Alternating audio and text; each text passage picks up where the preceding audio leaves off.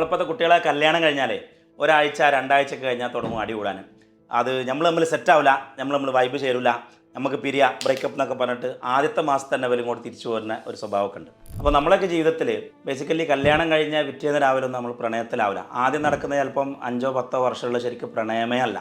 നമ്മൾ രണ്ട് വീട്ടിൽ നിന്ന് രണ്ടാൾ, ഞാനൊരു സംസ്കാരത്തിൽ നിന്ന് വന്നു, അവളൊരു സംസ്കാരത്തിൽ നിന്ന് വന്നു, എന്നിട്ട് നമ്മൾ പരസ്പരം ജീവിക്കാൻ തുടങ്ങി. അവൾ അങ്ങനെയാവണമെന്നുള്ളൊരു വാശി എനിക്ക്, ഞാൻ അങ്ങനെയാവണമെന്നുള്ളൊരു വാശി അവൾക്ക്. അതിൻ്റെ ഇടയ്ക്ക് കലഹിക്കും, അടി കൂടും, കുറേ അങ്ങോട്ടും ഇങ്ങോട്ടും തെറ്റിപ്പോവും, അവളുടെ വീട്ടിൽ പോകും, അങ്ങനെയൊക്കെ ആയിട്ട് കുറേ കാലങ്ങൾ കഴിഞ്ഞു പോകും. അതിൻ്റെ ഇടയ്ക്ക് പിന്നെ പാരൻറ്റിങ്, കുട്ടികൾ, അങ്ങനെ അതിൽ ബിസിയായി. അപ്പോഴൊന്നും പ്രണയമല്ലല്ലോ. അങ്ങനെ ഒരു 10-15 ഒക്കെ വർഷം കഴിയുമ്പോൾ ഉണ്ടാകുന്ന ഒരു തിരിച്ചറിവിൻ്റെ പേരാണ് പ്രണയം.